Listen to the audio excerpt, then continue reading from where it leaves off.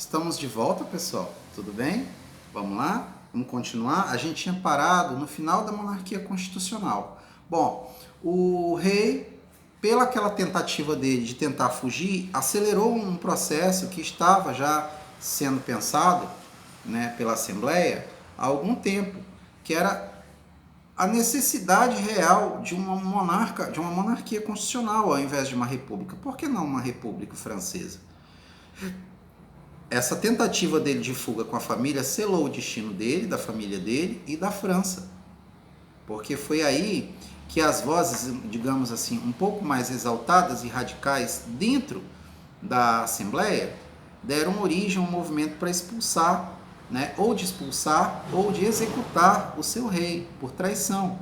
Porque essa foi a sentença que ele recebeu, a sentença de morte por traição à Revolução e ao seu país, né? O senhor está querendo dizer que a Revolução executou o Luís XVI? Exatamente. Ele foi executado na guilhotina por traição, né, à França. Vamos tentar entender o que vai surgir daí, né? O que foi a República Francesa? Em 22 de setembro de 1792 surge a República. Depois de um longo debate, e aí os monarquistas constitucionais, que eram defensores da permanência do rei no poder, e os girondinos, eles perderam o debate. Inclusive os monarquistas foram digamos assim, banidos da Assembleia. Tiveram seus mandatos, vamos dizer assim, cassados, né, pela Revolução. E aí você vai ter basicamente o grupo de centro e o grupo de esquerda, os moderados e os mais radicais no poder. Sendo que, num determinado momento, os radicais chegam ao poder, né, os jacobinos. Quem vai conduzir a República Francesa vai ser os jacobinos. Mas há certos momentos que membros dos cordeliers, né, que tinham influência junto aos sans-culottes, aquele extrato da sociedade que tinha na época, né? Deixa eu tentar explicar para vocês o significado disso. O que é sans-culottes? Quer dizer sem culote. O que é culote? Culote era uma calça que só os nobres, uma roupa, né, que só os nobres usavam. A maioria das pessoas usavam calça comum, que iam até o tornozelo, por exemplo, a barra da calça, né?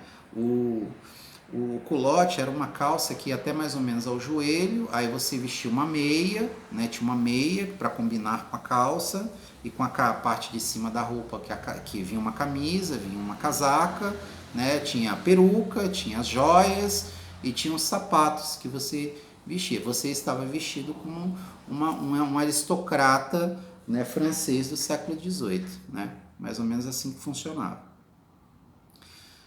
E isso era o sans-culottes. Sans-culottes não usavam essa roupa, eles usavam roupas simples, era a roupa do povo. Qual era a roupa do povo? Calças comuns, como vocês utilizam, como a gente usa. Calça comum. As calças que vão até o tornozelo, né? Do cós da cintura até o tornozelo. São roupas comuns, tá? Vamos lá. Por isso, sem culote. Sans-culottes, tá? Vai se criar em setembro de 1792 a Convenção Nacional. A Convenção Nacional vai ser um grupo, uma espécie de grupo dentro da Assembleia, né? Depois que foi destituída a antiga Assembleia, né, que tinha os monarquistas e alguns girondinos que não se adaptaram, né?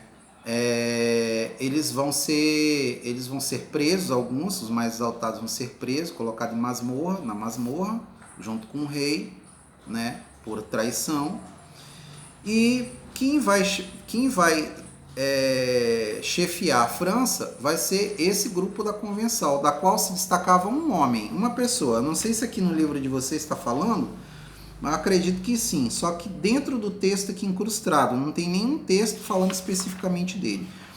Mas eu vou dizer o nome dele, Maximilien Robespierre, tá? Ele vai ser o cara, o jacobino, né, que estudou, que veio de uma pequena cidade, que estudou direito, que era um orador exímio, falava muito bem, falava latim fluentemente, né? Falava latim fluentemente, e que era um estudioso do direito e que por muitas vezes utilizou o direito para poder ajudar as pessoas mais pobres. Então a gente chegou à Assembleia na época dos Estados Gerais e de lá ele nunca mais saiu.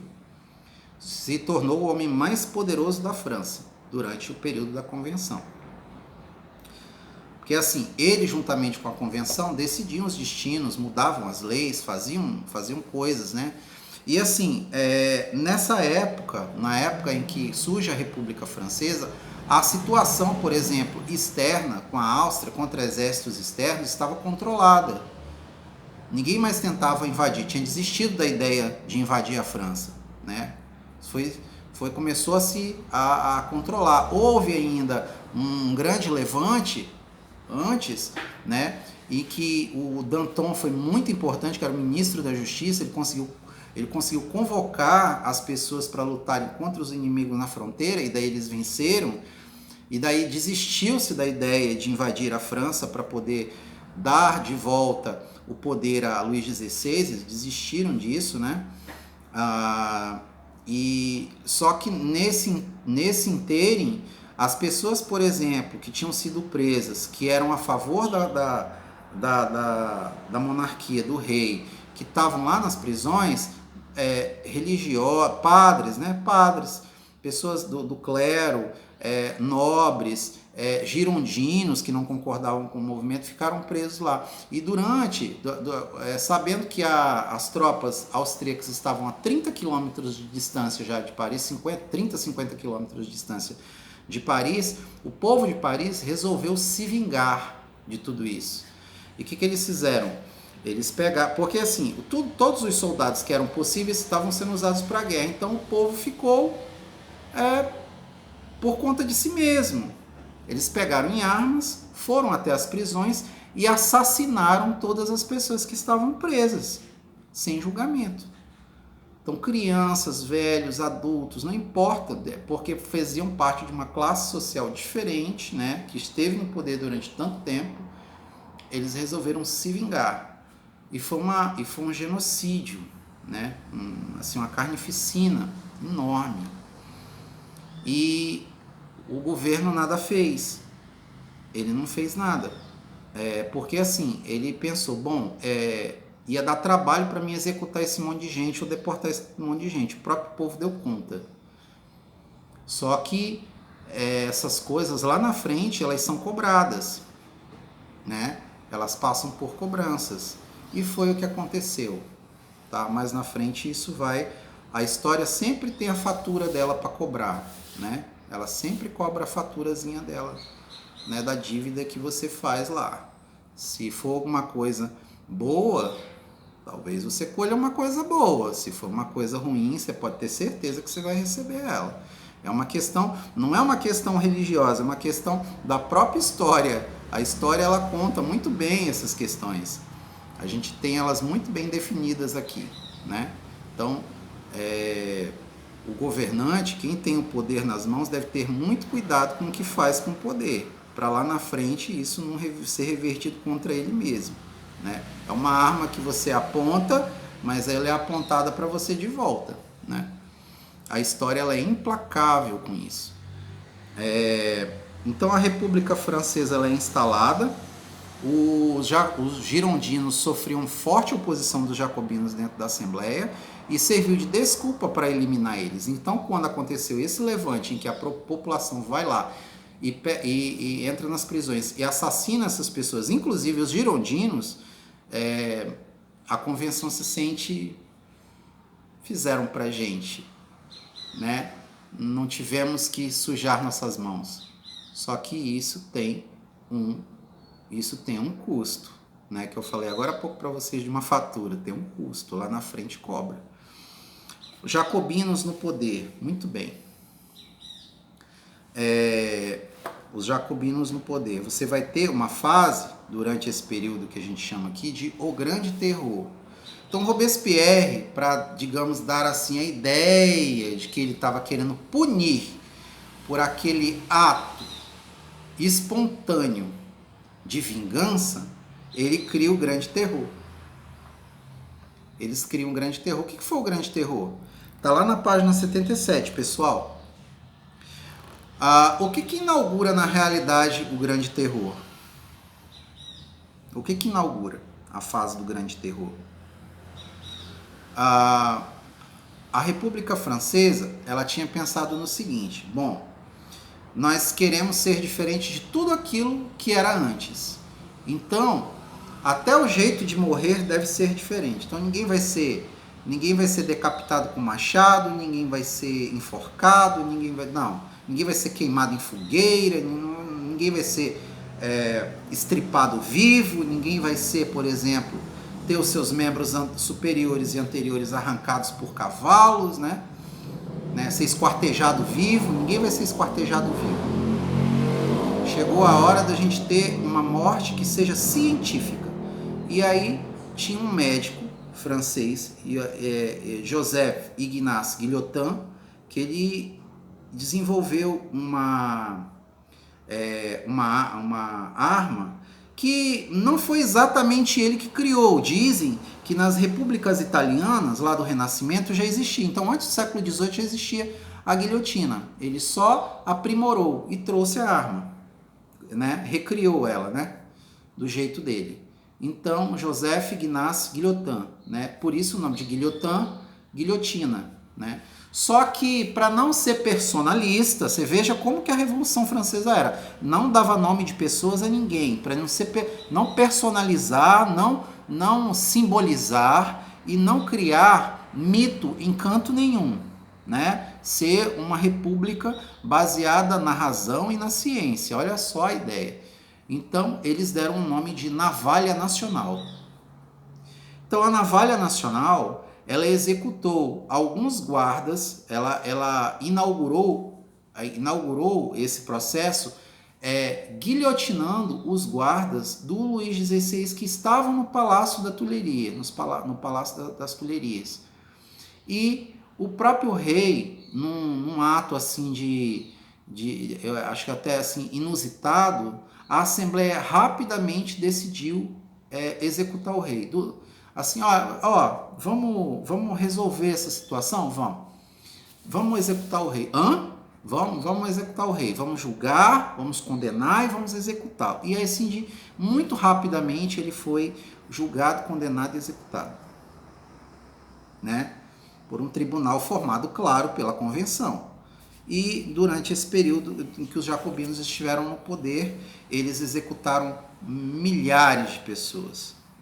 Essa fase do Grande Terror é chamada de fase do Grande Terror por causa disso. Até mesmo o ministro da Justiça de Robespierre, o Danton, colega de revolução do Robespierre, e era o cara que pegava em armas. O Robespierre era um homem de escritório, ele era um homem de escrivania, de pensar, de ler, né?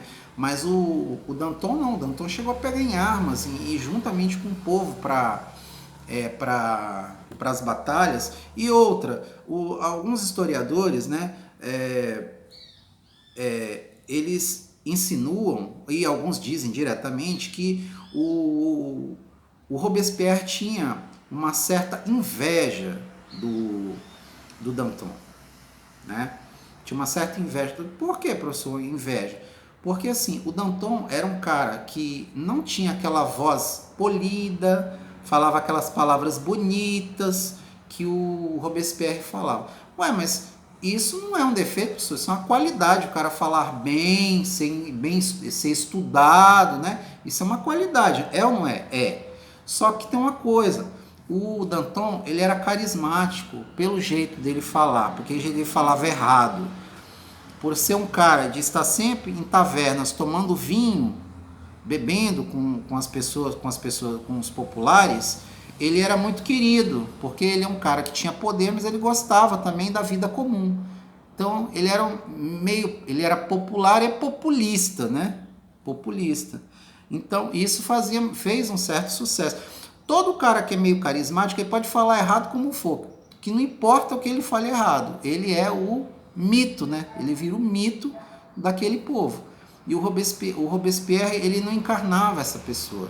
Quem encarnava essa pessoa era o Danton. O Danton, o Marat, também, que apesar de ser um cara que vivia pedindo gente morta, vivendo pedindo cabeças, ele era um cara que ele era muito próximo do povo. O Robespierre nem tanto. O Robespierre lá na frente morreu por causa disso? Não, não foi por causa disso, foi por atos dele mesmo. A gente vai chegar lá.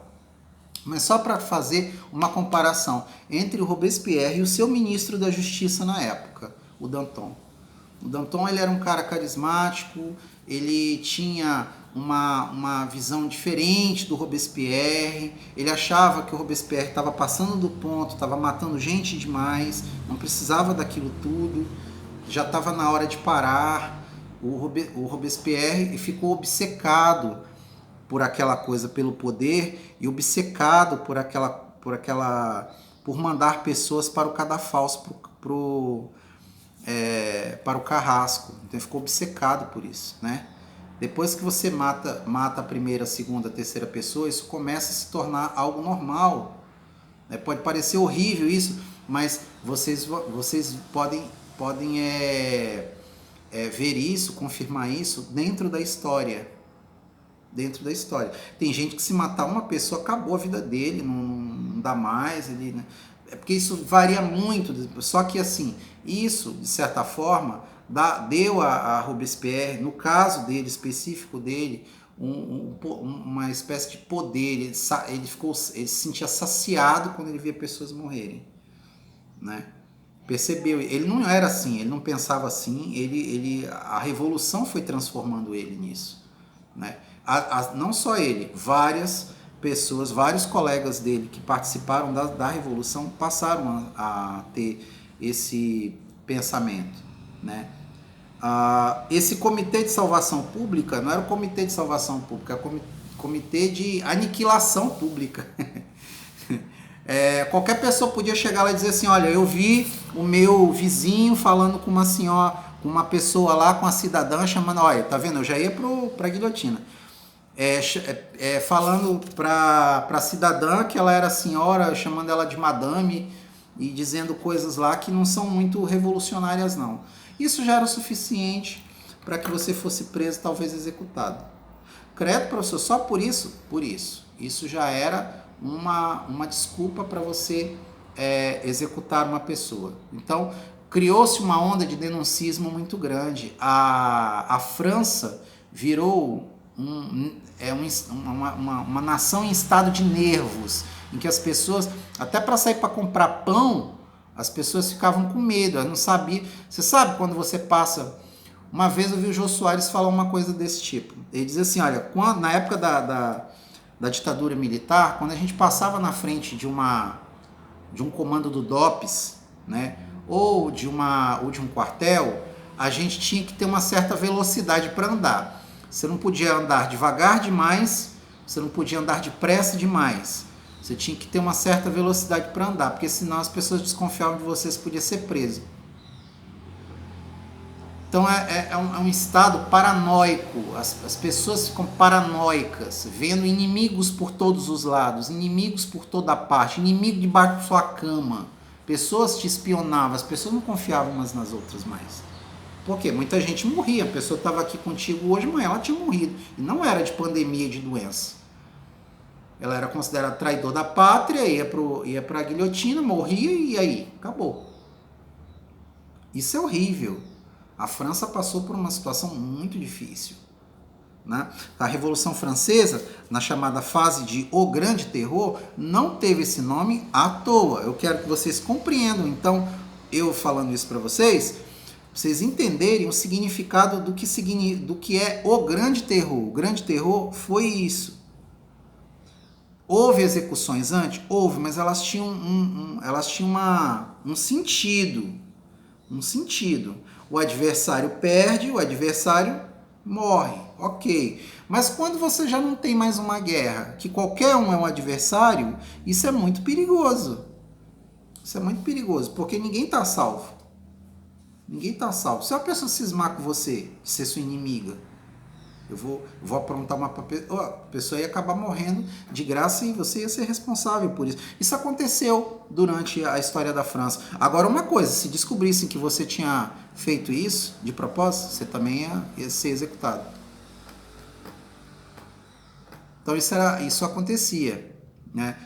Tem livros excelentes que falam sobre a Revolução Francesa, tá? Um dos melhores que eu gosto é a Revolução Francesa de Eric Hobsbawm, que é um livrinho fininho, um livrinho pequeno, mas tem o Michel Vauvert, você tem o Jules Michelet, que fala sobre a Revolução Francesa, que é muito bom.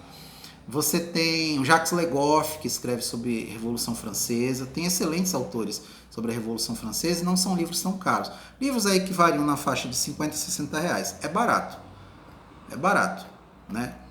Gasta-se muito mais hoje com bobagem. Então são livros bons para você aprender um pouco mais sobre a Revolução Francesa, né? Os Ecos da Marselhesa são muito bons também. Os Ecos da Marselhesa do Eric Hobsbawm. Ele fala sobre isso, tá? Então vocês devem... Vamos lá, vamos adiante. Vamos pensar aqui. Ó, Danton foi executado em 1794, tá? Cerca de 2 anos depois do surgimento da República Francesa, o Danton é executado por ela. Bom, o que a Revolução fez de positivo?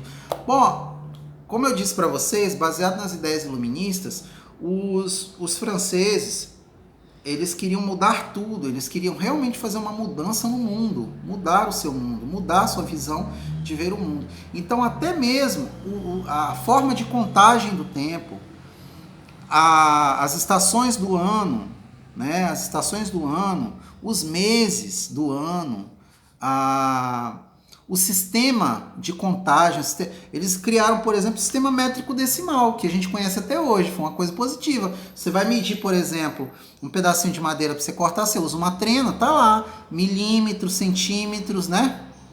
Metro, tá tudo lá. Aí você tem o sistema métrico decimal, eles mudaram o calendário, não deu muito certo, a gente voltou para o nosso calendário, né, original. Você tem também as estações do ano que eles mudam de nome. Eles mudaram as estações do ano. Baseado na percepção da própria natureza. O período da primavera, por exemplo, eles passaram a chamar de floreal. O período, por exemplo, em que tinha muitas brumas, né, muitas nuvens, eles chamavam de brumoso, né?